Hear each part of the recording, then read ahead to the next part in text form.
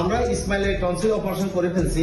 এখন টনসিল অপারেশনের পরবর্তী কি করণীয়? টনসিল অপারেশন পর 2 ঘন্টা পরে সে 2 বা 3 ঘন্টা পরে সে পানি খাবে, আইসক্রিম খাবে। আজকে শুধু আইসক্রিম খাবে, কালকে থেকে আমরা আইসক্রিম বাদ দিব না, আমরা নরম তরল খাবার দিব। কি খাবার খাবে?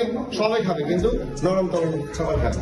আমরা ইনজেক্টেবল ইনজেকশন দিছি পর অপারেশনে।